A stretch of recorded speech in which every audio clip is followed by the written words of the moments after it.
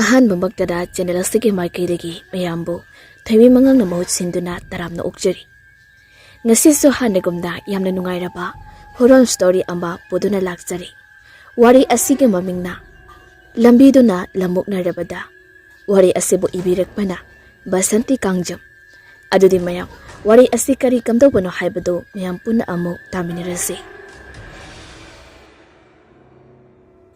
ꯂꯣꯛꯅꯨꯡꯗꯒꯤ ꯆꯦꯟꯊꯔꯛꯄ ꯏꯁꯤꯡꯒꯤ ꯃꯅꯤꯜꯅ ꯃꯐꯝ ꯑꯗꯨ ꯏꯆꯣꯠ ꯆꯣꯠꯄꯒꯨꯝꯅ ꯇꯧꯔꯤ꯫ ꯃꯗꯨꯗꯒꯤ ꯈꯔ ꯆꯠꯊꯣꯛꯇꯨꯅ ꯅꯤꯔꯨꯄꯃꯥꯗꯣ ꯂꯦꯞꯇꯨꯅ ꯃꯥꯒ ꯂꯥꯛꯃꯤꯟꯅꯔꯤꯕ ꯃꯃꯥꯟꯅꯕꯤ ꯑꯟꯖꯅꯥꯗ ꯑꯁꯨꯝꯅ ꯍꯥꯏꯔꯛꯏ꯫ "ꯑꯟꯖꯅꯥ, ꯏꯕꯥꯅꯤꯅ ꯋꯥꯔꯤ ꯁꯥꯔꯒ ꯁꯨꯝ ꯂꯥꯛꯄꯗ ꯐꯅꯌꯥꯝꯅꯗꯤ ꯂꯥꯞꯊꯣꯔꯛꯂ ꯃꯥꯜꯂꯦ ꯇꯧꯔꯤꯁꯦ."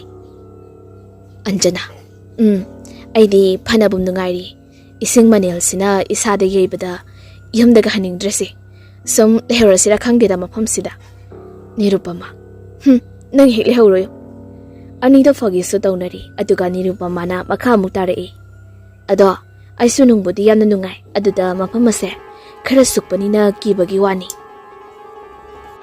ꯑꯅꯤ ꯑꯗꯨ ꯋꯥꯔꯤ ꯁꯥꯟꯅ ꯃꯐꯝ ꯑꯗꯨꯗꯒꯤ ꯊꯣꯔꯛꯄ ꯍꯧꯏ꯫ ꯃꯈꯣꯏ ꯑꯅꯤꯁꯤ ꯑꯔꯥꯞꯄ ꯈꯨꯜ ꯑꯃꯗꯒꯤꯅꯤ, ꯑꯗꯨꯅ ꯃꯐꯝ ꯑꯁꯤꯗ ꯂꯥꯛꯂꯤꯕꯁꯤꯁꯨ ꯉꯁꯤꯅ ꯑꯍꯥꯟꯕꯅꯤ꯫ ꯑꯟꯖꯅꯥꯒ ꯅꯤꯔꯨꯄꯃꯥꯒ ꯑꯅꯤ ꯑꯁꯤ ꯃꯄꯥꯜ ꯀꯥ ꯍꯦꯟꯅ ꯊꯣꯛꯇꯕ ꯃꯤꯑꯣꯏ ꯉꯥꯛꯇꯅꯤ꯫ ꯑꯗꯨꯅ ꯉꯁꯤꯗꯤ ꯃꯈꯣꯏ ꯈꯨꯜꯒꯤ ꯑꯣꯏꯅ ꯂꯝ ꯀꯣꯏꯕ ꯆꯠꯁꯦ ꯍꯥꯏꯅꯗꯨꯅ ꯕꯁ ꯑꯅꯤ ꯋꯥꯏꯔꯒ ꯃꯈꯣꯏ ꯈꯨꯜꯒꯤ ꯃꯤꯑꯣꯏ ꯀꯌꯥ ꯂꯝ ꯀꯣꯏꯕ ꯂꯥꯛꯃꯤꯟꯅꯈꯤꯕꯅꯤ꯫ ꯑꯗꯨꯗ ꯃꯈꯣꯏ ꯑꯅꯤꯁꯨ ꯌꯧꯔꯛꯇꯨꯅ, ꯍꯥꯏꯔꯤꯕ ꯃꯐꯝ ꯑꯁꯤꯗ ꯌꯧꯔꯛꯇꯨꯅ ꯒꯥꯔꯤꯗꯒꯤ ꯀꯨꯝꯊꯔꯒ ꯃꯈꯣꯏ ꯑꯅꯤ ꯈꯛꯇꯪ ꯑꯣꯏꯅ ꯐꯖꯕ ꯆꯤꯡꯌꯥꯒꯤ ꯑꯀꯣꯏꯕꯗꯣ ꯌꯦꯡꯂꯗꯨꯅ ꯇꯞꯅ ꯇꯞꯅ ꯊꯣꯔꯛꯄꯗ ꯂꯣꯛ ꯑꯗꯨꯒꯤ ꯃꯅꯥꯛꯇ ꯌꯧꯔꯛꯈꯤꯕꯅꯤ꯫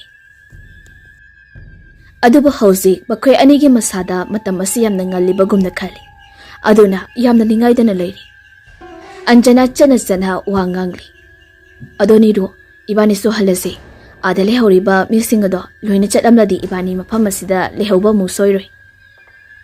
ꯅꯤꯔꯨ: ꯆꯠꯂꯁꯤ꯫ ꯑꯅꯤꯗꯣ ꯂꯣꯛꯅꯨꯡ ꯑꯗꯨꯗꯒꯤ ꯇꯞꯅ ꯇꯞꯅ ꯊꯣꯔꯛꯄ ꯍꯧꯏ꯫ ꯑꯗꯨꯒ ꯁꯣꯝꯗꯁꯨ ꯂꯥꯛꯃꯤꯟꯅꯔꯤꯕ ꯃꯤꯁꯤꯡ ꯑꯗꯣ ꯃꯥꯅ ꯊꯣꯛꯄ ꯉꯥꯏꯍꯥꯛ ꯆꯠꯊꯣꯛꯅꯔꯨꯔꯕ ꯃꯇꯨꯡ ꯅꯨꯃꯤꯠꯁꯨ ꯇꯥꯁꯤꯜꯂꯛꯀꯗꯧꯔꯦ ꯍꯥꯏꯗꯨꯅ ꯕꯁ ꯃꯅꯨꯡ ꯑꯗꯨꯗ ꯀꯥꯈꯠꯅꯔꯛꯂꯤ꯫ ꯒꯥꯔꯤ ꯑꯅꯤꯗꯣ ꯊꯧꯕ ꯍꯧꯈꯤꯗꯧꯔꯦ꯫ ꯃꯈꯣꯏꯅ ꯈꯜꯂꯤꯕꯗꯣ ꯒꯥꯔꯤ ꯑꯅꯤ ꯁꯨꯕꯅꯤꯅ ꯉꯁꯥꯏ ꯂꯥꯛꯃꯤꯟꯅꯈꯤꯕ ꯃꯤꯁꯤꯡ ꯑꯗꯨ ꯋꯥꯠꯂꯕꯁꯨ ꯕꯁ ꯑꯃ ꯅꯠꯇ꯭ꯔꯒ ꯑꯃꯗ ꯑꯗꯨꯝ ꯇꯣꯡꯂꯝꯒꯅꯤ ꯈꯟꯗꯨꯅ ꯒꯥꯔꯤ ꯑꯗꯨ ꯊꯧꯕ ꯍꯧꯈꯤꯕꯅꯤ꯫ ꯑꯗꯨꯒ ꯁꯣꯝꯗꯁꯨ ꯑꯅꯤ ꯑꯗꯣ ꯈꯣꯡꯗꯩ ꯊꯨꯅ ꯂꯥꯛꯂꯤ꯫ ꯃꯤꯅꯤꯠ 10ꯃꯨꯛꯀꯤ ꯃꯇꯨꯡ ꯅꯤꯔꯨꯄꯃꯥꯒ ꯑꯟꯖꯅꯥꯒꯗꯣ ꯉꯁꯥꯏ ꯃꯈꯣꯏꯒꯤ ꯒꯥꯔꯤ ꯈꯥꯝꯐꯝ ꯑꯗꯨꯒꯤ ꯃꯅꯥꯛꯇꯨꯗ ꯌꯧꯔꯛꯂꯤ꯫ ꯑꯗꯨꯕꯨ ꯃꯐꯝ ꯑꯗꯨꯗꯗꯤ ꯕꯁꯇꯨꯁꯨ ꯂꯩꯕ ꯎꯗꯦ, ꯑꯗꯨꯒ ꯃꯤꯁꯨ ꯑꯃꯠꯇ ꯂꯩꯕ ꯎꯗꯦ꯫ ꯑꯟꯖꯅꯥ ꯃꯁꯥꯗꯣ ꯈꯔ ꯄꯥꯈꯠꯄꯒꯤ ꯃꯇꯧ ꯑꯃꯒ ꯂꯣꯏꯅꯅ ꯍꯥꯏꯔꯛꯏ꯫ "ꯅꯤꯔꯨ, ꯀꯩꯅꯣ ꯕꯁꯇꯨꯁꯨ ꯂꯩꯕ ꯎꯗꯦ, ꯑꯗꯨꯒ ꯃꯤꯁꯨ ꯑꯝꯇ ꯂꯩꯕ ꯎꯗꯦ." ꯅꯤꯔꯨꯄꯃꯥ: "ꯑꯗꯨꯅꯦ ꯑꯩꯁꯨ ꯈꯜꯂꯤꯅꯦ." ꯑꯟꯖꯅꯥ: "ꯃꯣꯏꯗꯨꯕꯨ ꯆꯠꯈ꯭ꯔ ꯆꯠꯂꯣ." ꯅꯤꯔꯨ: "ꯆꯠꯂꯝꯗꯧ ꯃꯥꯜꯂꯤ꯫ ꯀꯃꯥꯏ ꯇꯧꯅꯤ ꯏꯕꯥꯅꯤꯗꯤ?" ꯑꯟꯖꯅꯥ: "ꯑꯩꯈꯣꯏ ꯍꯨꯟꯗꯣꯛꯂꯝꯂꯒ ꯃꯣꯏ ꯆꯠꯂꯝꯃꯣꯏꯀꯣ, ꯑꯗꯨꯅ ꯁꯣꯝꯗ ꯍꯥꯏꯐꯦꯠꯇꯪ ꯆꯠꯇꯨꯅ ꯌꯦꯡꯁꯦ."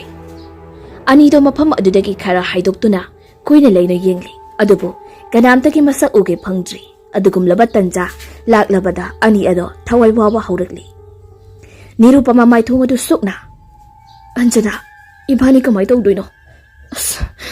ꯅꯨꯃꯤꯠꯁꯤꯁꯨ ꯇꯥꯁꯤꯜꯂꯛꯂꯤ." ꯑꯟꯖꯅꯥ: "ꯅꯤꯔꯨ, ꯅꯨꯃꯤꯠ ꯇꯥꯗ꯭ꯔꯤꯀꯥꯟꯁꯤꯗ ꯂꯥꯏꯟ ꯕꯁ ꯆꯦꯟꯕ ꯃꯦꯟ ꯔꯣꯗꯇꯣ ꯌꯧꯅꯔꯕ ꯆꯠꯍꯧꯔꯁꯤ꯫ ꯑꯗꯨ ꯅꯠꯇ꯭ꯔꯕꯗꯤ ꯃꯐꯝ ꯑꯁꯤꯗ ꯏꯕꯥꯅꯤ ꯑꯍꯤꯡ ꯁꯣꯏꯗꯅ ꯂꯦꯛꯄ ꯇꯥꯔꯦ." ꯑꯅꯤ ꯑꯗꯣ ꯃꯐꯝ ꯑꯗꯨꯗꯒꯤ ꯑꯃꯨꯛ ꯈꯔ ꯂꯥꯛꯄ ꯍꯧꯔꯛꯄꯗ ꯅꯨꯃꯤꯠ ꯑꯗꯣ ꯃꯝꯈꯤꯔꯝꯃꯤ꯫ ꯅꯨꯃꯤꯠ ꯇꯥꯈ꯭ꯔꯕꯗ ꯑꯟꯖꯅꯥ ꯅꯤꯔꯨꯒ ꯃꯈꯣꯏ ꯑꯅꯤ ꯀꯤꯕꯁꯨ ꯐꯥꯎꯔꯛꯏ꯫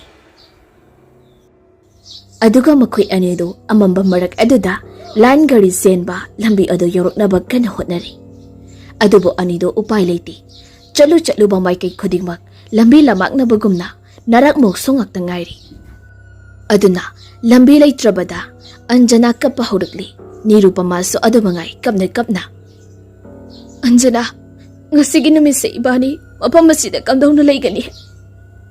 ꯑꯟꯖꯅꯥ ꯇꯧꯐꯝ ꯈꯪꯗ, "ꯅꯤꯔꯨ, ꯃꯣꯏꯁꯨ ꯑꯩꯁꯦ ꯌꯨꯝꯁꯨ ꯑꯃꯠꯇ ꯇꯥꯕ ꯎꯗꯦ꯫ ꯅꯨꯄꯤ ꯉꯥꯛꯇ ꯑꯩꯈꯣꯏ ꯑꯅꯤꯕꯨ ꯏꯕꯥꯅꯤꯕꯨ ꯀꯔꯝꯅ ꯃꯐꯝ ꯑꯁꯤꯗ ꯂꯩꯒꯅꯤ?" ꯑꯅꯤ ꯑꯗꯣ ꯃꯐꯝ ꯑꯗꯨꯗ ꯄꯨꯔꯥ ꯂꯝꯍꯥꯡꯅꯔꯤ꯫ ꯃꯈꯣꯏ ꯑꯅꯤꯁꯨ ꯇꯨꯃꯤꯟꯅ ꯃꯆꯤ ꯑꯃꯗ ꯂꯩꯕꯒꯤ ꯋꯥꯁꯨ ꯇꯧꯗ꯭ꯔꯤ꯫ ꯑꯣꯏꯔꯤꯕ ꯐꯤꯕꯝ ꯑꯗꯨꯗ ꯃꯊꯧ ꯃꯔꯝ ꯈꯪꯗ ꯄꯪꯆꯠꯇ ꯆꯠꯂꯤ꯫ ꯃꯕꯥꯅꯤ ꯁꯨꯝ ꯆꯠꯂꯝꯕꯗꯒꯤ ꯅꯤꯔꯨꯄꯃꯥꯗꯣ ꯃꯥꯒꯤ ꯆꯤꯝꯕꯥꯜꯗꯒꯤ ꯍꯥꯏꯔꯛꯏ, "ꯑꯌꯨꯃ ꯁꯤꯔꯦ." ꯑꯟꯖꯅꯥꯁꯨ ꯁꯠ ꯍꯪꯉꯛꯏ, "ꯀꯩꯗꯧꯔꯒꯦ ꯅꯤꯔꯣ?" ꯅꯤꯔꯨꯄꯃꯥ ꯐꯝꯊꯔꯒ ꯃꯈꯣꯡ ꯑꯗꯨ ꯍꯥꯏꯔꯞ ꯊꯥꯡꯒꯠꯇꯨꯅ ꯌꯦꯡꯉꯤ꯫ ꯑꯗꯨꯕꯨ ꯃꯥꯅ ꯇꯣꯡꯂꯤꯕ ꯈꯣꯡꯎꯞ ꯑꯗꯨꯒꯤ ꯃꯈꯥꯗꯒꯤ ꯐꯥꯎꯒꯠꯂꯛꯂꯒ ꯃꯆꯤꯟ ꯇꯨꯝꯈ꯭ꯔꯕ ꯆꯩꯇꯦꯛ ꯑꯃꯅ ꯊꯤꯟꯗꯨꯅ ꯂꯩꯔꯝꯂꯤ꯫ ꯑꯟꯖꯅꯥꯁꯨ ꯐꯝꯊꯗꯨꯅ ꯅꯤꯔꯨꯒꯤ ꯃꯈꯣꯡ ꯑꯗꯨꯗ ꯆꯦꯞꯊꯗꯨꯅ ꯌꯦꯡꯉꯤ꯫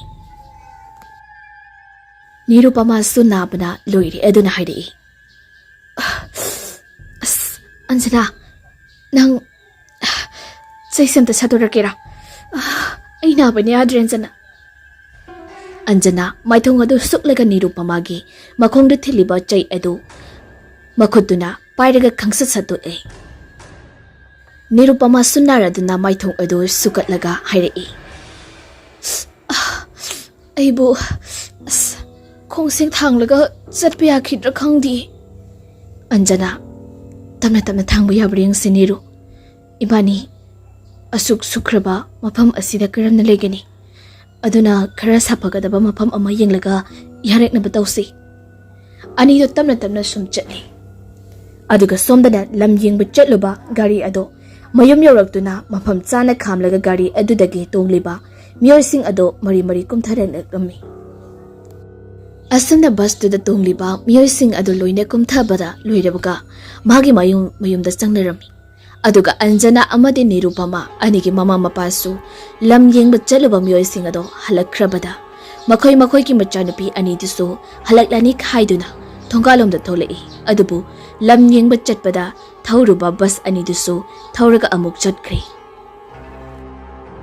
ꯑꯗꯨꯕꯨ ꯅꯤꯔꯨꯄꯃꯥꯒ ꯑꯟꯖꯅꯥꯒ ꯃꯈꯣꯏ ꯑꯅꯤꯅ ꯃꯌꯨꯝꯗ ꯍꯟꯖꯤꯜꯂꯛꯇ꯭ꯔꯕ ꯑꯗꯨꯗꯗꯤ ꯉꯁꯥꯏ ꯂꯝ ꯌꯦꯡꯕ ꯆꯠꯃꯤꯟꯅꯈꯤꯕ ꯃꯤꯑꯣꯏꯁꯤꯡ ꯑꯗꯨꯗ ꯃꯃꯥꯒ ꯃꯄꯥꯒ ꯑꯣꯏꯔꯤꯕꯁꯤꯡ ꯑꯗꯨꯅ ꯑꯟꯖꯅꯥꯒ ꯅꯤꯔꯨꯄꯃꯥꯒ ꯑꯅꯤ ꯑꯗꯨ ꯀꯗꯥꯏꯗ ꯂꯩꯍꯧꯔꯕꯒꯦ ꯍꯥꯏꯅ ꯍꯪꯂꯝꯃꯤ꯫ ꯑꯟꯖꯅꯥꯒꯤ ꯃꯃꯥ ꯃꯄꯥ ꯑꯃꯗꯤ ꯅꯤꯔꯨꯄꯃꯥꯒꯤ ꯃꯃꯥ ꯃꯄꯥꯁꯤꯡꯅ ꯑꯗꯨꯝꯅ ꯍꯪꯂꯛꯄ ꯑꯗꯨꯗ ꯃꯈꯣꯏꯁꯨ ꯏꯉꯛ ꯉꯛꯅꯔꯝꯃꯤ꯫ ꯑꯁꯨꯝꯅ ꯃꯌꯥꯝ ꯑꯗꯣ ꯀꯣꯏꯂꯥꯡ ꯑꯃꯨꯛ ꯂꯥꯡꯅꯕ ꯍꯧꯔꯛꯂꯤ꯫ ꯑꯗꯨꯒ ꯂꯝ ꯌꯦꯡꯕ ꯆꯠꯄꯗ ꯌꯥꯎꯔꯨꯕ ꯃꯤꯑꯣꯏꯁꯤꯡ ꯑꯗꯣ ꯑꯃꯒ ꯃꯊꯪ ꯃꯊꯪ ꯀꯣꯏꯍꯪ ꯍꯪꯅꯔꯝꯃꯤ꯫ ꯑꯗꯨꯕꯨ ꯆꯠꯂꯤꯕ ꯃꯤꯑꯣꯏꯁꯤꯡ ꯑꯗꯣ ꯃꯤ ꯌꯥꯝꯅ ꯌꯥꯝꯕꯅ ꯃꯔꯝ ꯑꯣꯏꯔꯒ ꯒꯥꯔꯤ ꯁꯤꯠꯀꯤ ꯀꯦꯄꯥꯁꯤꯇꯤ ꯃꯁꯤꯡꯗꯒꯤ ꯃꯤ ꯃꯁꯤꯡꯅ ꯍꯦꯟꯈꯤꯕꯅ ꯑꯃꯗꯤ ꯕꯁ ꯑꯅꯤ ꯆꯠꯈꯤꯕꯗꯨꯅ ꯃꯔꯝ ꯑꯣꯏꯔꯒ ꯀꯅꯥꯃꯠꯇꯅ ꯃꯈꯣꯏ ꯑꯅꯤꯒꯤ ꯃꯔꯝꯗ ꯆꯞ ꯆꯥꯕ ꯄꯥꯎꯈꯨꯝ ꯄꯤꯕ ꯉꯝꯗ꯭ꯔꯤ꯫ ꯑꯗꯨꯅ ꯊꯤꯕ ꯈꯪꯗ꯭ꯔꯤꯕ ꯑꯁꯤ ꯅꯨꯄꯤ ꯉꯥꯛꯇꯒ ꯑꯣꯏꯕꯅꯤꯅ ꯃꯃꯥ ꯃꯄꯥꯁꯤꯡ ꯑꯗꯨꯅ ꯌꯥꯝꯅ ꯄꯥꯈꯠꯇꯨꯅ ꯀꯞꯄꯁꯨ ꯌꯥꯎꯔꯤ꯫ ꯑꯗꯨꯕꯨ ꯆꯠꯂꯤꯕ ꯃꯤꯑꯣꯏꯁꯤꯡ ꯑꯗꯨꯅꯗꯤ ꯍꯥꯏꯅꯔꯛꯄꯁꯨ ꯌꯥꯎꯔꯤ,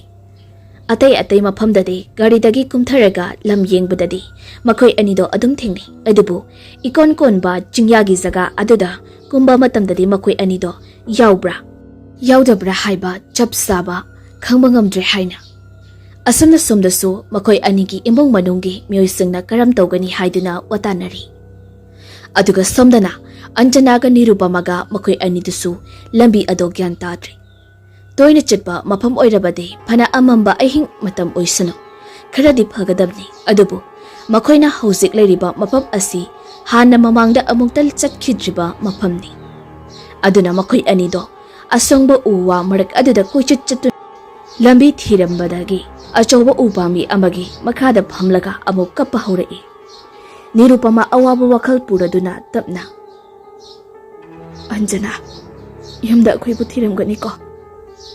ꯑꯟꯖꯅꯥ ꯃꯄꯤ ꯏꯔꯥ ꯆꯦꯜꯂꯗꯨꯅ ꯈꯨꯝꯂꯛꯏ, "ꯊꯤꯔꯝꯒꯅꯤ. ꯑꯩꯈꯣꯏ ꯃꯥꯅ ꯑꯩꯈꯣꯏ ꯕꯥꯒꯅ ꯉꯁꯥꯏ ꯁꯣꯏꯕꯨꯝ ꯂꯩꯔꯛꯎ ꯍꯥꯏꯍꯧꯕꯅꯤ." "ꯑꯩꯈꯣꯏꯒꯤꯁꯨ ꯍꯥꯏꯍꯧꯕꯅꯤ. ꯑꯗꯨꯒ ꯏꯕꯥꯅꯤꯅ ꯃꯐꯝ ꯑꯁꯤꯗ ꯇꯧꯔꯤꯁꯦ ꯀꯩꯅꯣ? ꯑꯩ ꯒ꯭ꯌꯥꯟ ꯇꯥꯗ꯭ꯔꯦ." ꯃꯈꯣꯏ ꯑꯅꯤ ꯑꯗꯨꯅ ꯑꯗꯨꯝꯅ ꯐꯝꯗꯨꯅ ꯋꯥꯔꯤ ꯁꯥꯟꯅꯔꯤꯉꯩ ꯇꯟꯖꯥ ꯑꯗꯨꯗ ꯈꯪꯍꯧꯗꯅ ꯀꯔꯤꯒꯨꯝꯕ ꯆꯔꯦꯠ ꯆꯔꯥ ꯂꯥꯎꯕꯒꯤ ꯈꯣꯟꯖꯦꯜ ꯑꯃ ꯇꯥꯔꯛꯂꯝꯃꯤ꯫ ꯃꯈꯣꯏꯅ ꯇꯥꯔꯤꯕ ꯎꯅꯥ ꯋꯥꯅꯥ ꯀꯌꯥꯒꯤ ꯁꯣꯔ ꯁꯣꯔ ꯆꯤꯡꯕꯒꯤ ꯃꯈꯣꯜ ꯑꯗꯣ ꯇꯥꯕꯗ ꯑꯅꯤ ꯑꯗꯣ ꯃꯃꯤꯠ ꯃꯅꯥꯒꯗꯣ ꯉꯨꯔꯨꯛ ꯉꯨꯔꯨꯛ ꯑꯣꯠꯇꯨꯅ ꯌꯥꯝ ꯀꯤꯕ ꯁꯛꯐꯝ ꯑꯃꯗꯅꯤ ꯂꯩꯔꯤꯕ ꯑꯗꯣ꯫ ꯅꯤꯔꯨꯄꯃꯥ ꯅꯥꯁꯣꯟ ꯄꯤꯛꯅ ꯍꯥꯏꯔꯛꯏ, "ꯑꯟꯖꯅꯥ, ꯍꯧꯖꯤꯛꯀꯤꯗꯣ ꯀꯩꯅꯣ?" ꯑꯟꯖꯅꯥꯁꯨ ꯇꯞꯅ ꯈꯨꯝꯂꯛꯏ, "ꯑꯩꯁꯨ ꯈꯪꯗꯦ ꯅꯤꯔꯨ." ꯋꯥꯍꯩꯁꯤꯡ ꯑꯗꯣ ꯍꯥꯏꯔꯒ ꯃꯈꯣꯏ ꯑꯅꯤꯒꯤ ꯃꯤꯠꯌꯦꯡ ꯑꯗꯨꯗꯤ ꯅꯥꯛ ꯌꯦꯠ ꯀꯣꯏꯂꯩ ꯂꯩꯗꯨꯅ ꯌꯦꯡꯂꯤ꯫ ꯑꯗꯨꯕꯨ ꯃꯈꯣꯏ ꯑꯅꯤꯅ ꯐꯝꯂꯤꯕ ꯃꯐꯝ ꯑꯗꯨ ꯇꯝꯅ ꯃꯤꯅꯤ ꯈꯪꯗꯦ ꯂꯥꯏꯅꯤ ꯈꯪꯗꯦ ꯀꯔꯤꯒꯨꯝꯕ ꯑꯃꯗꯤ ꯃꯐꯝ ꯑꯗꯨ ꯇꯝꯅ ꯆꯪꯁꯤꯜꯂꯛꯏ꯫ ꯑꯗꯨꯒ ꯃꯌꯨꯝꯂꯣꯝꯗꯁꯨ ꯃꯈꯣꯏ ꯑꯅꯤ ꯍꯜꯂꯛꯇꯕꯒꯤ ꯌꯥꯝꯅ ꯄꯥꯈꯠꯅꯔꯝꯃꯤ꯫ ꯐꯣꯟ ꯄꯥꯏꯕ ꯑꯣꯏꯔꯕꯗꯤ ꯄꯥꯎꯗꯣ ꯁꯦꯒꯃꯥꯏꯒ ꯍꯥꯏꯅꯔꯝꯒꯗꯕꯅꯤ, ꯑꯗꯨꯕꯨ ꯃꯈꯣꯏ ꯑꯅꯤꯃꯛꯇꯤ ꯐꯣꯟꯁꯨ ꯑꯃꯠꯇ ꯄꯥꯏꯗꯦ꯫ ꯑꯗꯨꯅ ꯃꯈꯣꯏ ꯑꯅꯤꯒꯤ ꯂꯩꯐꯝ ꯑꯁꯤ ꯀꯗꯣꯝꯗꯅꯣ ꯍꯥꯏꯕ ꯆꯞ ꯆꯥꯅ ꯈꯪꯕ ꯉꯝꯗ꯭ꯔꯤ꯫ ꯑꯗꯨꯅ ꯃꯈꯣꯏ ꯑꯅꯤꯒꯤ ꯏꯃꯨꯡ ꯃꯅꯨꯡꯗ ꯅꯠꯇꯅ ꯀꯩꯔꯣꯜ ꯂꯩꯀꯥꯏꯗ ꯂꯩꯔꯤꯕ ꯃꯤꯁꯤꯡ ꯌꯥꯎꯅ ꯃꯊꯥ ꯁꯥꯅꯔꯝꯃꯤ꯫ ꯀꯔꯤꯒꯨꯝꯕ ꯆꯦꯟꯕ ꯆꯣꯡꯕ ꯑꯣꯏꯔꯕꯁꯨ ꯃꯈꯣꯏ ꯑꯅꯤꯗꯤ ꯀꯩꯁꯨ ꯄꯨꯂꯞ ꯆꯦꯜꯂꯣꯏ꯫ ꯑꯁꯨꯝꯅ ꯃꯊꯥ ꯂꯣꯏꯅ ꯁꯥꯅꯔꯤ꯫ ꯑꯗꯨꯒ ꯁꯣꯝꯗꯅ ꯑꯁꯨꯛꯄ ꯃꯐꯝ ꯑꯗꯨꯗ ꯃꯈꯣꯏ ꯑꯅꯤꯗ ꯇꯧꯐꯝ ꯈꯪꯗ ꯀꯞꯇꯨꯅ ꯂꯩꯔꯤꯉꯩ ꯑꯗꯨꯗ ꯉꯁꯥꯏ ꯃꯈꯣꯏ ꯑꯅꯤ ꯇꯝꯅ ꯆꯪꯁꯤꯜꯂꯛꯈꯤꯕ ꯃꯤꯔ ꯂꯥꯏꯔ ꯈꯪꯗꯕ ꯄꯣꯠꯁꯛ ꯑꯗꯣ ꯃꯈꯣꯏ ꯑꯅꯤꯒꯤ ꯃꯅꯥꯛꯇ ꯌꯧꯁꯤꯜꯂꯛꯂꯤ꯫ ꯃꯗꯨ ꯂꯥꯛꯄꯒꯤ ꯐꯪꯂꯤꯕ ꯁꯍꯨꯝ ꯑꯗꯣ ꯃꯈꯣꯏ ꯑꯅꯤꯒꯤ ꯃꯁꯥꯗꯁꯨ ꯐꯪꯕꯒꯨꯝꯅ ꯌꯥꯝꯅ ꯀꯤꯕ ꯐꯥꯎꯔꯛꯇꯨꯅ ꯀꯞꯅ ꯆꯦꯠꯅ ꯃꯈꯨꯠ ꯑꯅꯤꯗꯣ ꯄꯥꯏꯁꯤꯟꯗꯨꯅ ꯂꯩꯔꯤ꯫ ꯑꯗꯨꯒꯨꯝꯂꯕ ꯇꯟꯖꯥ ꯑꯗꯨꯗ ꯅꯥꯁꯣꯟ ꯄꯤꯛꯅ ꯃꯤꯑꯣꯏ ꯑꯃꯒꯤ ꯈꯣꯟꯖꯦꯜꯗ ꯍꯦꯛ ꯇꯥꯕꯗ ꯏꯁꯥꯗ ꯑꯀꯤ ꯇꯨꯖꯨꯡꯕ ꯄꯣꯛꯀꯗꯕ ꯃꯑꯣꯡꯗ ꯅꯣꯛꯂꯛꯑꯝꯃꯤ꯫ ꯃꯤꯔꯣꯛ ꯑꯗꯨ ꯇꯥꯕꯗ ꯅꯤꯔꯨꯒ ꯑꯟꯖꯅꯥꯒꯗꯣ ꯍꯧꯅꯔꯨꯕ ꯂꯩꯇ ꯃꯐꯝ ꯑꯗꯨꯗꯒꯤ ꯐꯨꯛ ꯍꯧꯒꯠꯇꯨꯅ ꯆꯦꯟꯕ ꯑꯃꯨꯛ ꯍꯧꯔꯛꯂꯝꯃꯤ꯫ ꯑꯗꯨꯕꯨ ꯅꯤꯔꯨꯄꯃꯥꯗꯤ ꯃꯈꯣꯛ ꯑꯗꯣ ꯉꯁꯥꯏ ꯆꯩꯅ ꯊꯤꯟꯈꯤꯕꯗꯨꯅ ꯆꯦꯟꯕ ꯃꯉꯝ ꯏꯁꯥꯟ ꯁꯥꯟꯗ꯭ꯔꯤ꯫ ꯑꯗꯨꯅ ꯃꯥꯗꯤ ꯑꯃꯨꯛꯁꯨ ꯇꯨꯁꯤꯜꯂꯤ, ꯑꯗꯨꯒ ꯑꯃꯨꯛꯁꯨ ꯍꯧꯒꯠꯂꯤ꯫ ꯑꯗꯨꯒ ꯑꯟꯖꯅꯥꯗꯤ ꯑꯃꯨꯛ ꯀꯟꯅ ꯆꯦꯟꯒꯅꯤ, ꯑꯗꯨꯒ ꯃꯃꯥꯟꯅꯕꯤ ꯅꯤꯔꯨꯄꯃꯥꯅ ꯇꯨꯁꯤꯟꯕꯗꯨꯗ ꯑꯃꯨꯛꯁꯨ ꯁꯠ ꯂꯥꯎꯅ ꯆꯤꯡꯈꯠꯇꯨꯅ ꯍꯧꯒꯠꯃꯤꯔꯝꯃꯤ꯫ ꯅꯤꯔꯨꯄꯃꯥ ꯆꯦꯟꯕꯗ ꯃꯉꯝ ꯁꯥꯜꯂꯛꯇ꯭ꯔꯕꯗ ꯃꯥꯒꯤ ꯅꯨꯡꯁꯤꯔꯕꯤ ꯃꯔꯨꯞ ꯑꯟꯖꯅꯥꯕꯨ ꯀꯧꯔꯗꯨꯅ ꯍꯥꯏꯔꯤ, "ꯑꯟꯖꯅꯥ, ꯅꯪ ꯃꯐꯝ ꯆꯥꯕ ꯖꯒꯥ ꯑꯃ ꯌꯦꯡꯂꯨꯔꯣ, ꯑꯗꯨꯒ ꯅꯪ ꯆꯠꯈ꯭ꯔꯣ, ꯑꯩ ꯃꯐꯝ ꯑꯁꯤꯗ ꯂꯩꯍꯧꯔꯒꯦ." ꯑꯟꯖꯅꯥꯁꯨ ꯀꯞꯂꯤ ꯇꯧꯅ, "ꯅꯤꯔꯨꯄꯃꯥ, ꯍꯧꯖꯤꯛ ꯃꯐꯝ ꯑꯁꯤꯗ ꯂꯩꯔꯤꯕꯁꯦ ꯏꯕꯥꯅꯤ ꯈꯛꯇꯅꯤ, ꯑꯗꯨꯅ ꯑꯩꯅ ꯅꯪꯕꯨ ꯊꯅꯝꯂꯒ ꯀꯗꯥꯏꯗ ꯆꯠꯂꯣ ꯍꯥꯏꯕꯅꯣ?" ꯑꯟꯖꯅꯥꯁꯨ ꯀꯞꯂꯤ ꯇꯧꯅ, "ꯅꯤꯔꯨꯄꯃꯥ, ꯍꯧꯖꯤꯛ ꯃꯐꯝ ꯑꯁꯤꯗ ꯂꯩꯔꯤꯕꯁꯦ ꯏꯕꯥꯅꯤ ꯈꯛꯇꯅꯤ, ꯑꯗꯨꯅ ꯑꯩꯅ ꯅꯪ ꯊꯅꯝꯂꯒ ꯀꯗꯥꯏꯗꯅꯣ ꯃꯐꯝ ꯆꯥꯕ ꯖꯒꯥ ꯑꯃꯨꯛ ꯊꯤꯔꯨꯒꯗꯕꯁꯦ ꯑꯩ ꯆꯠꯂꯣꯏꯌꯦ ꯑꯟꯖꯅꯥ." "ꯅꯤꯔꯨꯄꯃꯥ, ꯑꯟꯖꯅꯥ, ꯉꯁꯤꯒꯤ ꯑꯍꯤꯡꯁꯤꯅ ꯂꯣꯏꯔꯛꯄꯗ ꯏꯕꯥꯅꯤꯁꯨ ꯍꯤꯡꯒꯗꯕ ꯃꯥꯟꯗ꯭ꯔꯦ, ꯑꯗꯨꯅ ꯏꯕꯥꯅꯤꯒꯤ ꯃꯔꯛꯇ ꯅꯪ ꯍꯤꯡꯍꯧꯔꯕꯗꯤ ꯑꯩꯒꯤ ꯈꯣꯡꯒꯨꯜ ꯂꯥꯏꯅ ꯅꯪꯅ ꯂꯤꯕ ꯉꯝꯂꯛꯀꯅꯤ꯫ ꯅꯪ ꯆꯠꯂꯣ ꯑꯟꯖꯅꯥ." ꯑꯟꯖꯅꯥ ꯅꯤꯔꯨꯄꯃꯥꯒꯤ ꯃꯈꯨꯠ ꯑꯗꯨ ꯆꯦꯖꯦꯠ ꯄꯥꯏꯁꯤꯜꯂꯒ ꯃꯤꯂꯨ ꯄꯤꯔꯥꯡ ꯏꯆꯥꯎ ꯊꯣꯛꯅ ꯍꯥꯏꯔꯛꯏ, "ꯅꯤꯔꯣ, ꯏꯕꯥꯅꯤ ꯁꯤꯔꯕꯁꯨ ꯄꯨꯟꯅ ꯁꯤꯃꯤꯟꯅꯁꯤ, ꯍꯤꯡꯂꯕꯁꯨ ꯄꯨꯟꯅ ꯍꯤꯡꯃꯤꯟꯅꯁꯤ, ꯅꯪ ꯂꯩꯕ ꯃꯐꯝ ꯈꯨꯗꯤꯡ ꯑꯩꯁꯨ ꯂꯩꯅꯤꯌꯦ." ꯑꯁꯨꯝꯅ ꯅꯤꯔꯨꯄꯃꯥꯒ ꯑꯟꯖꯅꯥꯒ ꯑꯅꯤ ꯑꯗꯣ ꯀꯞꯁꯨ ꯌꯥꯝꯅ ꯀꯞꯃꯤꯟꯅꯔꯝꯃꯤ꯫ ꯑꯗꯨꯒ ꯃꯌꯨꯝꯂꯣꯝꯗꯁꯨ ꯀꯅꯥꯃꯠꯇ ꯇꯨꯝꯅꯗ꯭ꯔꯤ꯫ ꯈꯨꯗꯛꯇ ꯃꯤꯁꯤꯡ ꯔꯤꯄꯣꯔꯠ ꯇꯧꯒꯗꯕꯁꯨ ꯃꯕꯥꯅꯤꯁꯦ ꯂꯩꯁꯥꯕꯤ ꯃꯆꯥ ꯉꯥꯛꯇꯅꯤꯅ ꯆꯦꯟꯕ ꯆꯣꯡꯕ ꯑꯣꯏꯔꯝꯒꯗ꯭ꯔꯥ ꯍꯥꯏꯅꯁꯨ ꯈꯟꯅꯔꯝꯃꯤ꯫ ꯑꯗꯨꯅ ꯅꯣꯡ ꯉꯥꯟꯕ ꯐꯥꯎꯕꯗꯪꯗꯤ ꯋꯥꯔꯁꯨ ꯋꯥꯅ ꯉꯥꯏꯔꯁꯤ ꯍꯥꯏꯅ ꯈꯟꯅꯔꯝꯃꯤ꯫ ꯑꯗꯨꯕꯨ ꯃꯈꯣꯏ ꯑꯅꯤꯒꯤ ꯃꯃꯥꯒ ꯃꯄꯥꯒꯗꯨꯗꯤ ꯃꯆꯥꯅꯨꯄꯤ ꯑꯅꯤꯕꯨ ꯀꯧꯔꯗꯨꯅ ꯀꯗꯥꯏꯗ ꯂꯩꯒꯦ ꯏꯃꯥꯒꯤ ꯏꯕꯦꯝꯃ, ꯏꯄꯥꯒꯤ ꯏꯕꯦꯝꯃ ꯍꯥꯏꯗꯨꯅ ꯀꯞꯄꯗ ꯂꯣꯏꯔꯤ꯫ ꯑꯁꯨꯝꯅ ꯁꯨꯝ ꯍꯧꯈꯤꯗꯨꯅ ꯅꯣꯡꯉꯥꯜꯂꯝꯗꯥꯏꯒꯤ ꯄꯨꯡ 3 ꯇꯥꯔꯛꯂꯤ꯫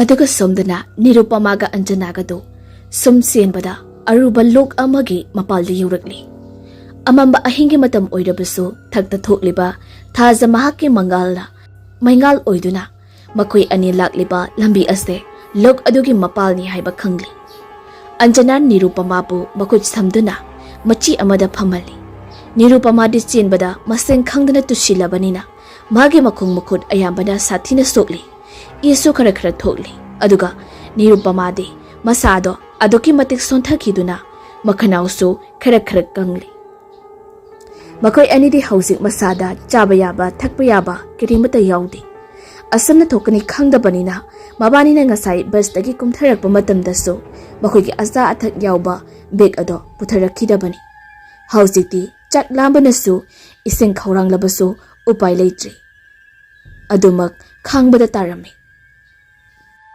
ꯅꯤꯔꯨꯄꯃꯥ ꯇꯞꯅ, "ꯑꯟꯖꯅꯥ, ꯑꯩ ꯏꯁꯤꯡ ꯈꯧꯔꯥꯡꯉꯤ, ꯏꯁꯤꯡ ꯈꯤꯇ ꯊꯛꯀꯦ." ꯑꯟꯖꯅꯥꯅ, "ꯅꯤꯔꯨ, ꯑꯗꯨꯗꯤ ꯅꯪ ꯁꯤꯗ ꯁꯨꯝ ꯐꯝꯃꯨꯀꯣ, ꯑꯩ ꯅꯪꯒꯤ ꯏꯁꯤꯡ ꯂꯧꯔꯨꯒꯦ." ꯅꯤꯔꯨꯄꯃꯥ ꯇꯞꯅ, "ꯉꯥꯏꯈꯣ, ꯅꯪ ꯍꯧꯖꯤꯛꯄꯨ ꯀꯗꯥꯏꯗꯒꯤ ꯏꯁꯤꯡꯅꯣ? ꯂꯧꯔꯨꯔꯅꯨ, ꯑꯩ ꯊꯛꯂꯔꯣꯏ, warabsu wana ai khanglage. Anjana tapna makut thinduna hairi. Yengo Niru, tu thabalgi mangalda uriba sentharakliba loki isingse makhol tabra. Asidagini ising laurudoisi. Kuiroi nghaktang leiramuko. Asamna Anjana asukpa mafam aduda lokto tamna chatli. Aduga Nirupama su u PAMBI amagi makhongda ngathaduna phamli. Aduga Anjana su masada akibadi phawribani. Akituzung punamak phazilaga ningmang tung han yengduna lakpana uchina sina loki ising senthariba mafam ado yauraduna chaplepi. Aduga madi ising ado shoknana patrasu amata yaudi karida sokluni. Aduna mafam aduda leplega ising sokpa yaba kari leige haina yengbada kari mata leitri. Aduna magi makut ado khujop yaraga ising ado khara soktuna puraga lai. Adubu mane ising soktuna halakpadari Nirupama do ngasai mana lehuba mafam aduda leiramdri. Madu ubada Anjana do masada swai lawi. Aduga yam tapna Nirupa kauri. Niru, ai lae Niru, nang kaida lege. Adubu Nirupama di karimata khumlakhidri. Matam aduda Anjana do masada yamna kiba amaga loinana amuksu hairi. Nirupama, nang kaida lege. Anjana yamna kina mana adumna leplengaida. Makut khujop tayaduna solakhiba ising ado makhada khara takiduna hauzikti. Anjana ki makut ado ising mari amata yaudri. Aduna masu makut ado magi letliba purituna sassat taithulaga mafam adugi akoibada leina yenglai. Adamna mana yenglakba matamda Nirupamaga masak chapmanabi nupi amagi sabalda Anjana ki miyengpham oirekadaba jagada tubat samduna chatkiri. Nupi aduna hek chatkibaga Anjana na hek yenglakpaga mapa chanaraduna masu hai uhauri. Anjana do hena akiba phaurai. Aduga kablisari tauduna phumbangnaraba khonjalda Anjana do kaptuna hairi. Niru, nangna chatlido kadaida do? Aisu lagi Niru, nang satkino. Asi haiduna Anjana makhong ado tamna thangba haurai. Adubu mana makhong ado khara thangba haurakpaga Nirupamagi khonjal tapna kaurei. Anjana do Nirupamagi khonjal ado tabada masado satlai silai aduga yamna chingnaba maongda leptuna. Niru, nang kaida leige? Se, aina kaurisa tardi namukta khumla Niru. Nirupama so asangma marak adudagi. Ai sida laiye Anjana. Anjana do khonglai thuna changsinduna narak asongba ado haidoktuna yenglami. Adubu Nirupama do una wana marak aduda yamna wana lungna hiplega leirami. Anjana masado akituzung leita Nirupama bu kauraga tapna singkhatli aduga hairi. Kaigino nangna aina kauba khumlaktrido? Nirupama tapna. Anjana, ikoina leiriba mafamse achama mafam natte. Nangna ising lawba chaikhra matungda aigi nakta nangga chapmanaba nupi ama leptuna leirame. Nirupamagi wado tabada Anjana su soidana leiramgani haiba khangi. Maramdi hausi magi mitmangda su Nirupamaga chapmanaba nupi amagi sabal ama mahagna ukhiba leikhibani. Nirupamagi wafam ado mahagna su thajarami. Asamna anido awaba kaya khanglaga ahingdo nongan thorakpa ngai khirami. Adugi matung tapna amambagi saruksu loikhiduna angan ba mana mahuselaktuna nong supungan ngalakli. Nong ngalaklabada mayunglomdana ayuki matam ado paw haidokpa lakadra haina phana thengla phawba ngainarami. Adubu nakan animaki oina kanamata noigina sanupi ado ichanupana chelakli. Selakle haibagi paw hanbari kanamta sulakti. Aduna imung animaki miyoina pulista missing report amadi taurami. Asamna police ki maikaidegi su mangkhriba leisabi macha ani adugi maramda imung manunggi miyoy singa wari kapna sanarami. Aduga somdana Nirupamaga Anjanaga do ngarang ahing mathau marang khangda question khibaduna maram oiraga masa sing adu waraduna nungalamdai tumthakibadudagi hausi phawu mikap thoktrي. Adugi matam aduda nomit ki mangal na makoi ani ki maithong ado tapna mangal pirakpagumna taurami. Adum kanda Anjana ado mamai ado makutuna khallaga mamit ado tapna pangthori adubu nonganduna leiramle aduna masu nongalamba aduda Nirupamagi masa ado pairaga nomduna hawdoi Nirupama su mamit tapna pangthori Anjana yam harauna hairi yengo Niru nong sungali ibani yumda chadana batawrasi Nirupama tapna hugula aduga makong arido sangna tingthoktuna u aduda ngatharaga phammi Anjanana Nero nang warsuwana mafam asidagi ibani thokinaba tawsi Nirupama jase makoi anido haugatuna mafam adudagi thorakpa horakli aduga somdaso police ka kaiga tawraga ngarang lam yengba chatkhiba mafam sing ado amuk laklami adubu makoi anidi akonbada mafam amakhakta kuiba chatpa natabnina nongthelgi pung 3 tasinkhri aduga amaromdana mayumda lehoriba mama mapa sing aduna macha singi pawado ngaibada awaba oiribani adubu nungthilgi pung 3 tara phawbada macha anigi langla langjil amata khangi thiba phangle haibagi karigumba paw amta taraktaba aduda matamna sum thengjilakpa aduda mama anido phiring songde haibada ngairi kare nunggi macha singbu koiba chatlalubano haina haibadu yori aduga somdasu Nirupamaga Anjanaga do lambido ngawkhiduna makoina leiriba jaga asi kadaidano haiba phau khangdri madugi sairaktuda ngarangdagi karimata saraktabagi masasing adu loina soksili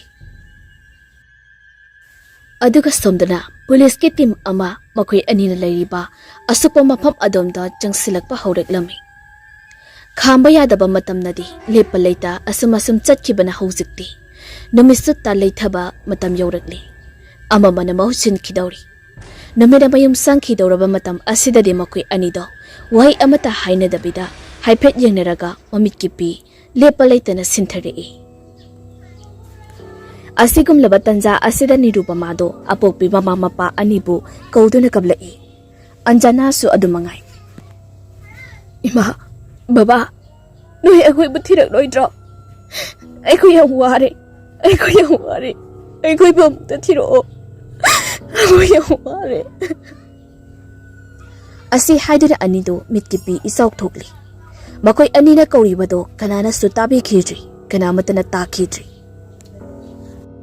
aduga police ke team adusu asum sangsilakpada nupigi masamda phaba amuba sampha macha amata aduna leirambado thengnarei madudagi makoi su chumchingnaba hingalaktuna nupi macha anisi Swagi area asida leiramgani haiduna koikau kaurami Nirupama Anjana haina changsiliba adu nupi police su yawbanina makoi anibu yamna toina kaurami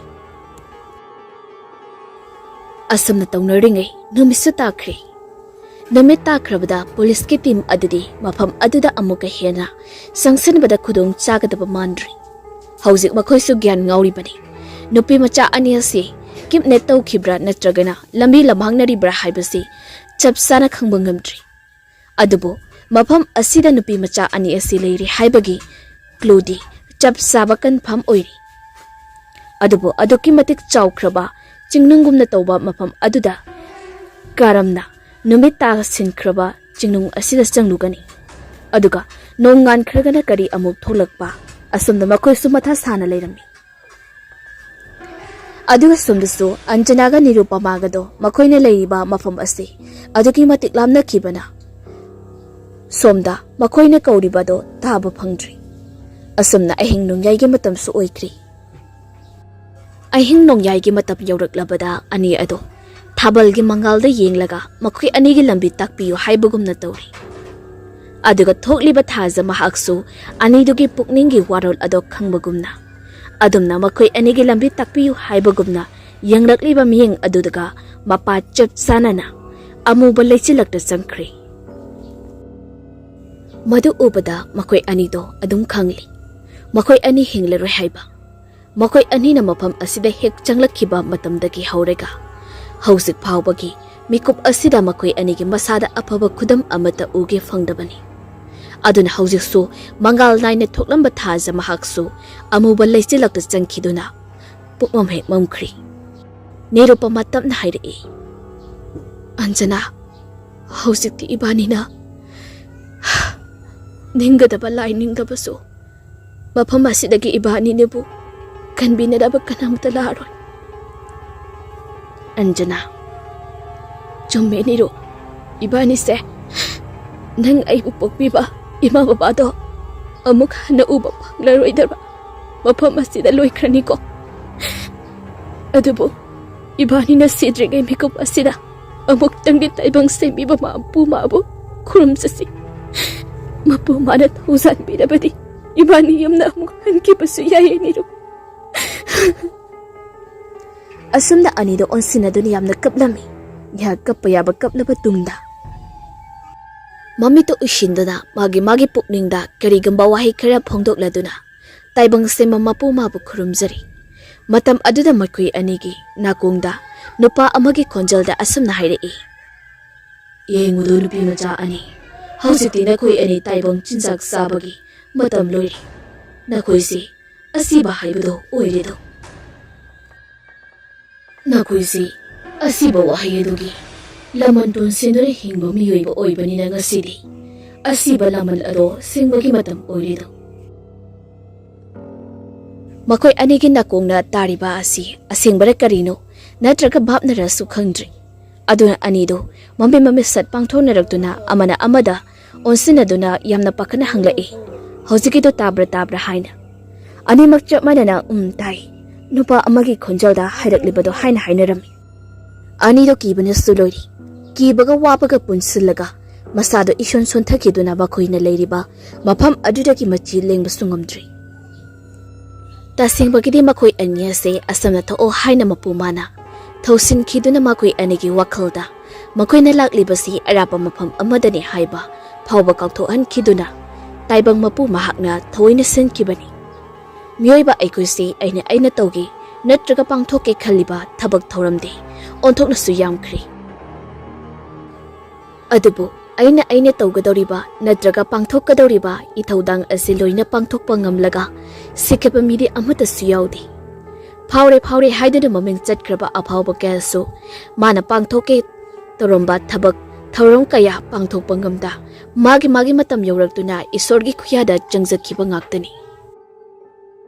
Adugomda nirupamaga anjanaga so lamkoiba halakkibada mayumdagi mamaga mapagana adu leiru ada leiru hairakibasing ado makoi anina kaubasu ngamlaroidaba kaubasu yararoidaba thaudok ama punsisina leirol chandrangai ningsingdana leihaunaba khudamni pikhibani.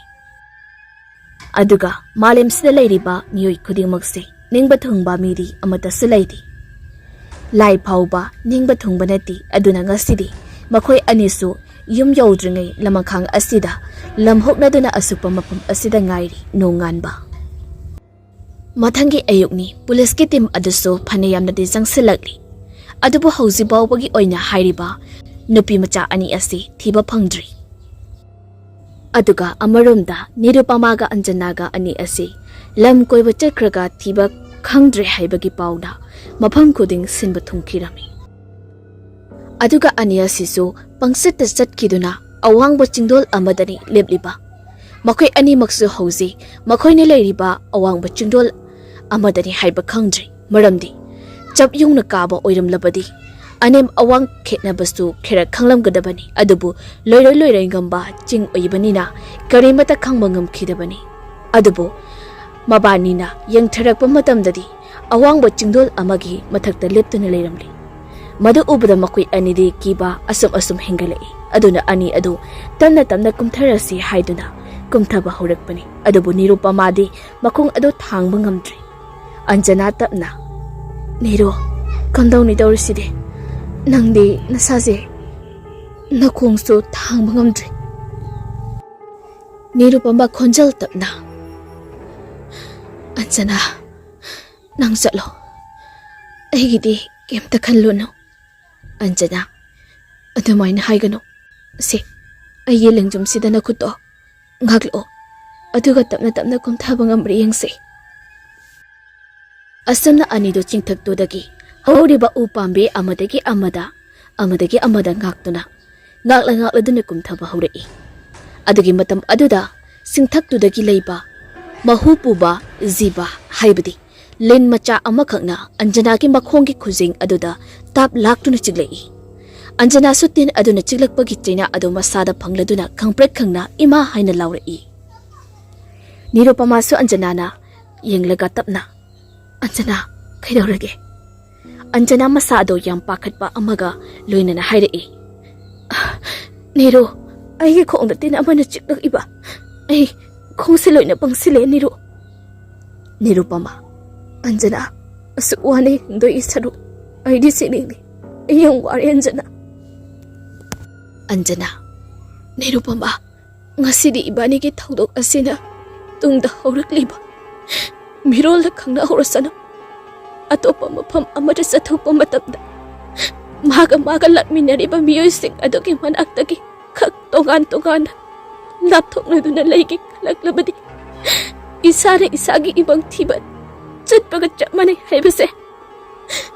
ꯏꯕꯥꯅꯤꯁꯨ ꯑꯩꯈꯣꯏꯒ ꯂꯥꯛꯃꯤꯟꯅꯔꯤꯕ ꯏꯆꯦꯝ ꯏꯅꯦꯝ ꯀꯌꯥꯗꯨꯒ ꯄꯨꯟꯅ ꯂꯩꯃꯤꯟꯅꯔꯝꯂꯕꯗꯤ ꯉꯁꯤꯒꯤ ꯊꯧꯗꯣꯛ ꯑꯁꯦ ꯊꯣꯛꯂꯝꯗꯕꯁꯨ ꯌꯥꯏ.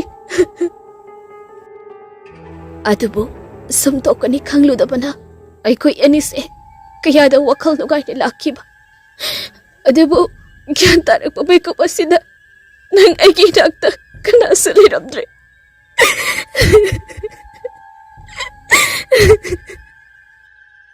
ꯑꯗꯨꯝꯅ ꯅꯤꯔꯨꯄꯃꯥꯒ ꯑꯟꯖꯅꯥꯒꯗꯣ ꯅꯤꯡꯉꯝꯗꯕꯅ ꯍꯦꯃꯟꯈꯤꯗꯨꯅ ꯋꯥꯔꯤ ꯁꯥꯟꯅꯗꯨꯅ ꯀꯞꯇꯨꯅ ꯂꯩꯔꯤꯉꯩ ꯇꯥꯟꯖꯥ ꯑꯗꯨꯗ ꯈꯪꯍꯧꯗꯨꯅ ꯑꯃꯨꯛ ꯅꯤꯔꯨꯄꯃꯥꯗ ꯆꯤꯛꯈꯤꯕ ꯇꯤꯟꯗꯨꯅ ꯆꯞ ꯃꯥꯟꯅꯕ ꯑꯆꯧꯕ ꯇꯤꯟ ꯑꯃꯄꯤ ꯑꯃ ꯊꯣꯛꯂꯛꯇꯨꯅ ꯅꯤꯔꯨꯄꯃꯥꯒꯤ ꯑꯣꯏ ꯊꯪꯕ ꯃꯈꯨꯠꯇꯨꯗ ꯇꯥꯞ ꯍꯦꯛꯇ ꯂꯥꯛꯇꯨꯅ ꯆꯤꯛꯈ꯭ꯔꯤ꯫ ꯃꯇꯝ ꯑꯗꯨꯗ ꯅꯤꯔꯨꯄꯃꯥꯁꯨ ꯆꯩꯅꯥ ꯐꯥꯎꯔꯗꯨꯅ ꯈꯪꯂꯥꯎ ꯂꯥꯎꯔꯛꯏ꯫ ꯑꯗꯨꯒ ꯑꯟꯖꯅꯥꯁꯨ ꯃꯥꯒꯤ ꯃꯈꯣꯡꯗ ꯃꯍꯨ ꯄꯨꯕ ꯇꯤꯟꯗꯨꯅ ꯆꯤꯛꯈꯤꯕ ꯃꯐꯝ ꯑꯗꯣ ꯃꯨꯁꯤꯟ ꯃꯨꯅ ꯈꯥꯝꯇꯦꯛꯂꯛꯏ꯫ ꯑꯗꯨꯅ ꯃꯥꯁꯨ ꯅꯤꯔꯨꯄꯃꯥꯗ ꯆꯤꯛꯂꯤꯕ ꯇꯤꯟ ꯑꯗꯣ ꯎꯔꯗꯨꯅ ꯆꯩ ꯑꯃꯅ ꯄꯥꯏꯔꯒ ꯁꯦꯠ ꯀꯟꯊꯠꯇꯨꯅ ꯃꯍꯨ ꯄꯨꯕ ꯇꯤꯟ ꯃꯄꯤ ꯑꯗꯣ ꯍꯥꯠꯇꯣꯛꯈ꯭ꯔꯤ꯫ ꯑꯗꯨꯕꯨ ꯅꯤꯔꯨꯄꯃꯥꯗꯤ ꯇꯤꯟ ꯑꯗꯨꯅ ꯆꯤꯛꯈꯤꯕꯅꯤ ꯈꯪꯗꯦ, ꯀꯔꯤꯒꯤ ꯑꯣꯏꯒꯗꯧꯔꯤꯕꯅꯣ ꯒ꯭ꯌꯥꯟ ꯇꯥꯗꯦ. ꯃꯃꯤꯠ ꯃꯅꯥꯒꯗꯣ ꯑꯉꯧꯕ ꯉꯥꯛꯇ ꯑꯣꯟꯈꯠꯂꯛꯇꯨꯅ ꯄꯥꯡꯂꯛꯂꯤ꯫ ꯃꯗꯨ ꯎꯕꯗ ꯑꯟꯖꯅꯥꯁꯨ ꯌꯥꯝ ꯄꯥꯈꯠꯅ ꯅꯤꯔꯨꯄꯃꯥꯒꯤ ꯃꯃꯥꯏꯗꯨꯗ ꯃꯈꯨꯠꯇꯨꯅ ꯁꯦꯠ ꯊꯥꯔꯒ ꯍꯥꯏꯔꯤ, "ꯅꯤꯔꯨ, ꯁꯦ ꯃꯤꯠꯇꯨ ꯐꯖꯅ ꯄꯥꯡꯉꯣ. ꯁꯦ ꯑꯩꯉꯣꯟꯗ ꯌꯦꯡꯉꯛꯑꯣ ꯅꯤꯔꯨ." ꯅꯤꯔꯨꯄꯃꯥꯁꯨ ꯃꯈꯨꯠꯇꯨꯗ ꯑꯟꯖꯅꯥꯒꯤ ꯃꯈꯨꯠꯇꯨꯗ ꯆꯦꯅ ꯄꯥꯏꯁꯤꯜꯂꯒ ꯌꯥꯝ ꯋꯥꯅ ꯍꯥꯏꯔꯛꯏ, "ꯑꯟꯖꯅꯥ, ꯑꯩ ꯁꯣꯔ ꯍꯣꯟꯕ ꯌꯥꯝ ꯋꯥꯏ." ꯑꯟꯖꯅꯥ ꯇꯧꯐꯝ ꯈꯪꯗꯕ ꯃꯄꯤꯁꯨ ꯂꯦꯞꯄ ꯂꯩꯇꯅ ꯇꯥꯔꯛꯂꯤ꯫ ꯑꯗꯨꯒ "ꯅꯤꯔꯨ, ꯅꯪ ꯀꯩꯝꯇ ꯇꯧꯔꯤ. ꯁꯦ ꯁꯣꯔꯗꯣ ꯁꯥꯡꯅ ꯍꯣꯜꯂꯣꯕ." ꯑꯗꯨ ꯍꯥꯏꯗꯨꯅ ꯅꯤꯔꯨꯒꯤ ꯃꯈꯨꯠꯇ ꯄꯥꯏꯔꯤꯕ ꯑꯟꯖꯅꯥꯒꯤ ꯃꯈꯨꯠꯇꯣ ꯃꯗꯨꯒꯤ ꯍꯦꯛ ꯊꯪꯅꯕ ꯃꯤꯀꯨꯞꯇ ꯈꯪꯊꯥ ꯊꯥꯗꯣꯛꯂꯛꯂꯒ ꯑꯟꯖꯅꯥꯁꯨ ꯈꯣꯟꯖꯦꯜ ꯍꯧꯅ ꯂꯥꯎꯔꯒ ꯃꯥꯒꯤ ꯃꯈꯣꯡ ꯑꯅꯤꯗꯨꯗ ꯆꯦꯖꯠ ꯄꯥꯏꯁꯤꯟꯗꯨꯅ ꯃꯄꯤ ꯇꯥꯕ ꯃꯈꯩ ꯀꯞꯂꯛꯂꯤ꯫ ꯍꯥꯏꯕꯗꯤ ꯑꯟꯖꯅꯥꯁꯨ ꯇꯤꯟꯗꯨꯅ ꯆꯤꯛꯈꯤꯕ ꯃꯐꯝ ꯑꯗꯣ ꯈꯥꯝꯇꯦꯛꯄꯗꯒꯤ ꯍꯦꯟꯗꯣꯛꯇꯨꯅ ꯃꯥꯁꯨ ꯃꯁꯥ ꯑꯗꯣ ꯈꯪꯐꯝ ꯈꯪꯗꯕ ꯆꯩꯅꯥ ꯑꯃ ꯐꯥꯎꯔꯛꯄꯅ ꯃꯔꯝ ꯑꯣꯏꯔꯒ ꯉꯥꯏꯍꯥꯛꯇꯪ ꯑꯗꯨꯗ ꯆꯩꯅꯥ ꯈꯣꯜ ꯑꯗꯨꯅ ꯒ꯭ꯌꯥꯟ ꯃꯥꯡꯈꯤꯗꯨꯅ ꯅꯤꯔꯨꯄꯃꯥꯒꯤ ꯃꯈꯨꯠ ꯑꯗꯣ ꯊꯥꯗꯣꯛꯈꯤꯕꯅꯤ꯫ ꯑꯗꯨꯕꯨ ꯂꯥꯏꯕꯛ ꯊꯤꯕꯅꯤ, ꯃꯥꯅ ꯄꯥꯏꯔꯒ ꯌꯥꯟꯗꯨꯅ ꯂꯩꯔꯝꯕ ꯅꯤꯔꯨꯄꯃꯥꯗꯤ ꯁꯤꯡꯊꯛ ꯑꯗꯨꯗꯒꯤ ꯑꯣꯟꯊꯈ꯭ꯔꯤ꯫ ꯅꯤꯔꯨꯄꯃꯥ ꯃꯁꯥꯒ ꯁꯣꯟꯕꯒ ꯃꯍꯨ ꯄꯨꯕ ꯇꯤꯟꯗꯨꯅ ꯆꯤꯛꯈꯤꯕꯒꯤ ꯇꯤꯟ ꯑꯗꯨꯒꯤ ꯃꯍꯨꯗꯨꯅ ꯃꯀꯣꯛꯇ ꯍꯥꯏꯒꯠꯂꯛꯈꯤꯗꯨꯅ ꯃꯁꯥꯅ ꯃꯁꯥꯕꯨ ꯉꯥꯛꯆꯕꯁꯨ ꯉꯝꯖꯗ ꯑꯉꯝꯕ ꯆꯤꯡ ꯑꯗꯨꯗꯒꯤ ꯎ ꯑꯃꯗꯒꯤ ꯑꯃꯨꯛ ꯌꯩꯁꯤꯟ ꯎ ꯄꯥꯝꯕꯤ ꯑꯃꯗꯒꯤ ꯑꯃꯨꯛ ꯊꯦꯡꯁꯤꯟ ꯇꯧꯗꯨꯅ ꯏꯍꯤꯡ ꯅꯥꯍꯤꯡ ꯁꯥꯕ ꯃꯈꯩ ꯊꯔꯨ ꯑꯣꯟꯊꯈ꯭ꯔꯤ꯫ ꯑꯗꯨꯒ ꯑꯟꯖꯅꯥꯁꯨ ꯃꯍꯨ ꯄꯨꯕ ꯇꯤꯟ ꯑꯗꯨꯅ ꯃꯈꯣꯡꯗ ꯆꯤꯛꯈꯤꯕ ꯑꯃꯗꯤ ꯇꯤꯟꯗꯨꯁꯨ ꯃꯆꯥ ꯑꯣꯏꯈꯤꯕꯅꯤꯅ ꯃꯉꯣꯟꯗꯗꯤ ꯈꯨꯗꯛꯇ ꯄꯥꯜꯍꯟꯗ꯭ꯔꯕꯁꯨ ꯍꯧꯖꯤꯛꯇ ꯇꯞꯅ ꯄꯥꯜꯂꯛꯇꯨꯅ ꯑꯟꯖꯅꯥꯁꯨ ꯁꯣꯔ ꯍꯣꯟꯕꯗ ꯌꯥꯝꯅ ꯋꯥꯁꯜꯂꯛꯂꯤ꯫ ꯃꯗꯨꯗꯁꯨ ꯅꯠꯇꯅ ꯃꯁꯥꯗ ꯈꯪꯐꯝ ꯈꯪꯗꯕ ꯆꯩꯅꯥ ꯑꯃ ꯆꯩꯊꯦꯡ ꯄꯤꯕꯒꯨꯝꯅ ꯇꯧꯔꯛꯂꯤ꯫ ꯑꯗꯨ ꯌꯥꯝꯅ ꯋꯥꯔꯕ ꯇꯥꯟꯖꯥ ꯑꯗꯨꯗ ꯃꯍꯥꯛꯅ ꯃꯥꯒꯤ ꯃꯃꯥꯟꯅꯕꯤ ꯅꯤꯔꯨꯄꯃꯥꯕꯨ ꯑꯃꯨꯛ ꯌꯦꯡꯂꯛꯏ꯫ ꯑꯗꯨꯕꯨ ꯅꯤꯔꯨꯄꯃꯥꯗꯤ ꯂꯩꯔꯝꯗ꯭ꯔꯤ꯫ ꯑꯟꯖꯅꯥ ꯆꯩꯅꯥꯕꯨ ꯈꯥꯡꯒꯗ꯭ꯔꯥ ꯅꯤꯔꯨꯄꯃꯥꯕꯨ ꯊꯤꯒꯗ꯭ꯔꯥ ꯇꯧꯐꯝ ꯈꯪꯗ ꯃꯁꯥ ꯑꯗꯣ ꯃꯊꯦꯛ ꯊꯦꯛꯇꯨꯅ ꯅꯤꯔꯨꯄꯃꯥꯕꯨ ꯌꯥꯝꯅ ꯋꯥꯕ ꯈꯣꯟꯖꯦꯜꯗ ꯀꯧꯔꯛꯏ, "ꯅꯤꯔꯨꯄꯃꯥ, ꯅꯪ ꯀꯗꯥꯏꯗ ꯂꯩꯒꯦ?" ꯑꯁꯨꯝꯅ ꯑꯟꯖꯅꯥꯁꯨ ꯃꯁꯥ ꯑꯗꯣ ꯑꯋꯥꯡꯕ ꯆꯤꯡ ꯅꯥꯄꯣꯝ ꯑꯗꯨꯗ ꯉꯥꯛꯂꯨ ꯑꯣꯏꯕ ꯉꯝꯖꯗ ꯃꯥꯁꯨ ꯆꯤꯡꯊꯛ ꯑꯗꯨꯗꯒꯤ ꯊꯔꯣ ꯑꯣꯟꯊꯣꯔꯛꯈꯤꯕꯅꯤ꯫ ꯃꯗꯨꯒꯤ ꯃꯇꯨꯡ ꯅꯨꯡꯊꯤꯜꯒꯤ ꯄꯨꯡ 12:30 ꯇꯥꯔꯛꯄ ꯃꯇꯝꯗ ꯄꯨꯂꯤꯁꯀꯤ ꯇꯤꯝ ꯑꯗꯨꯁꯨ angambaching adu sum kakhalaktu na lakpada ikang khangaudana nupi ama mamai adu upsilaga achauba u pambi amada yesilaga panduna leiramle madu ubada lakleba police singi miyoi adu khonglei thuna chensin duna yenglami aduga police ke team aduna nupi masa sing ado hek ubaga khangbangam makoi anigi mabung amadi mapasu loina rakhibani aduna makai siyam chingnaba amaga loina tapna changsel dona yengluba matamda anjana oiramli matam ajuda anjana ki mabung ado lakna phanaba ngamda machanupi bo kauduna kablai aduga makoi ani mangkhibanina Nirupama su soidana lerongani haiba khangladuna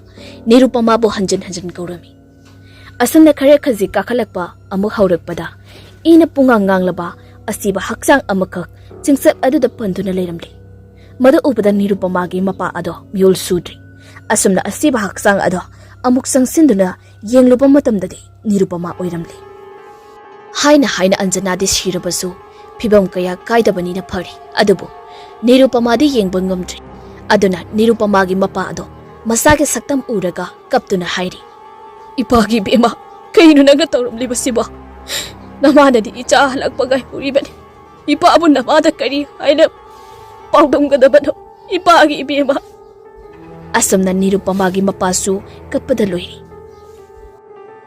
aduga nakan amadana anjanagi mabung ado masangi maithong adubu yengduna hairi ibong ibema Ima ba bagana isin bolak pangai ori lao yumda sasi lao ibugi bima lao yumda sasi asam na mayam sangduna thimjin biri anjanagi mapungdo makeup kharage matung police ki miyoi sing aduna Nirupama bu ningthizana lokhatlabatu anjanaga loinana singkhongdu putharaklam asam na makoi anidu kari kamdawna shiribana haibado khangdoknabagi damakta asiba haksang sing adu postmortem tawduna yengki postmortem gi report matung inna nupi macha anido mina pharaga natraga otnai khibagi karigumba amata leramdi madugi matung makhoi ani ado mayumlomda amu putharaklami aduga makhoi ani bu thabum tara nakunduna pokpira khibi mama aniduna macha ani bu gaiduna leiri aduga asumnasu hairi imana nakhoi bu chatkino haina khambatuda nakhoi da chalamdrabadi Pagadapan ko. Asam na, mama animak na machanupi anina chalamdagi matam phauba khamjakhibani adabu ingkhalakpagi ngauningba langningba matam uibanina anido mama mapasina haribado amata takhidana chatkhibani matam aduda mama aniduna asiba machabu konduna kapna hairi tungi miron punamak ngasi Ima ichana tariba tasase Nakoi sutaning drabadi matam pumnamakta Namana pana haiba wahito kanu isasa Masidi mama ay ko'y kiwata dabagi ichasingse manang matam sada na lakay na rin